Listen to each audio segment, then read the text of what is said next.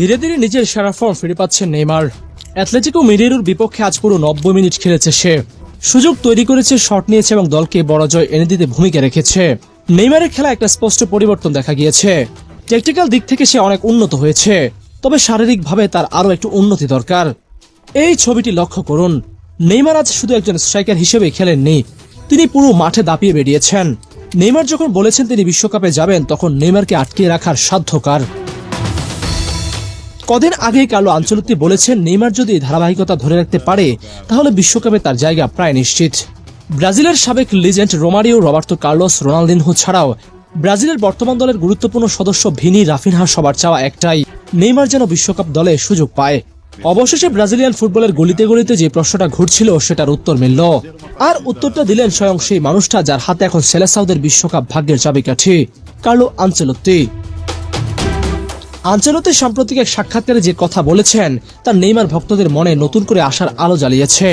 কারণ কার্লো নিশ্চিত করলেন নেইমার বিশ্বকাপ দলে জায়গা নেওয়ার জন্য যে পথে হাঁটছেন সেটা একেবারেই সঠিক পথ। এখন শুধু দরকার নিজের ছন্দটা আরেকটু চকচকে করা, ফিটনেসের গ্রাফটা আরেকটু উপরে তোলা। আনচেলত্তির গলায় দৃঢ়তা, ও আবার পুরনো নেইমার হয়ে ফিরতে পারবে। আমি এই কথাটা বারবার বলেছি, আর আজ আমি আবার বলছি, আমি শুধু তাদেরকেই ডাকবো যারা শরীরের 100% প্রস্তুতি নিয়ে মাঠে নামবে। আর হাঁটুর সেই বাজে ইনজুরি কাটিয়ে নেইমার যেভাবে ঘুরে দাঁড়িয়েছেন, গোলও করছেন, সেটা দেখার মতো। কোচের এই কথাগুলো কিন্তু হালকাভাবে নেওয়ার নয়। আনচেলত্তি শুধু মুখে মিষ্টি কথা বলেন না, উনি নেইমারকে ঘিরে তার পুরো টেকনিক্যাল ব্লুপ্রিন্টটাও খুলে বলেছেন। এটাই সবচেয়ে বড় সুখবর। উনি পরিষ্কার জানিয়ে দিলেন সান্তোসের জার্সিতে নেইমার এখন যেভাবে খেলছে ঠিক সেই ভূমিকাতে তাকে জাতীয় দলে দেখা যাবে।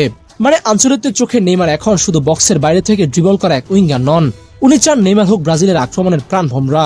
নেইমারকে নিয়ে আনচেলত্তির দর্শন শুনলে চোখের সামনে একেবারে ছবি ভেসে ওঠে। তিনি বলেছেন নেইমার ব্রাজিলের ফুটবল ইতিহাসের অংশ, সে এখনো সে ইতিহাস লিখে চলেছে। ওর মতো প্রতিভা খুব কম জন্মায়। আনচেলত্তি জানান সিবিএফ এবং তিনি নিজে এখন নেইমারের প্রতিটা মুভমেন্ট খুঁটিয়ে দেখছেন। হাতে সময় আছে আর মাত্র 2 মাস। এই 2 মাসে নেইমারকে প্রমাণ করতে হবে সে বিশ্বকাপের আগুনে ঝাঁপ দেওয়ার জন্য প্রস্তুত। আর সবচেয়ে জমজমাট অংশটা হচ্ছে শেষের দিকে, যখন সাংবাদিক জানতে চাইলেন ঠিক কোথায় খেলাবেন নেইমারকে। আনচেলত্তির উত্তরটা শুনলে তাজা বাতাস ফুসফুসে ঢোকার মতো অনুভূতি হবে। উনি বললেন, আমি ওকে মাঠের একদম মাঝখানে দেখতে চাই, প্রতিপক্ষের গোলপোস্টের একদম নাগালের মধ্যে, আক্রমণ ভাগের একেবারে উপরের দিকে, যেভাবে ও সান্তোসে খেলছে।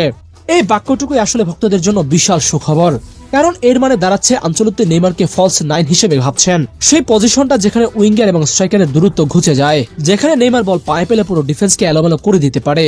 এটা শুধু নেইমারের জন্য সুবিধাজনক নয়, এটা পুরো ব্রাজিল দলের জন্য একটা বড় সারপ্রাইজ হতে চলেছে। তাই আর দেরি না করে এখন থেকে হিসেব কষতে বসেন, কেননা আনচেলত্তি যে প্ল্যানটা করেছেন সেটা যদি মাঠে ফলানো যায় তাহলে বিশ্বকাপের মঞ্চে আবারও সেই পুরনো জাদুকরকে দেখতে চলেছি আমরা।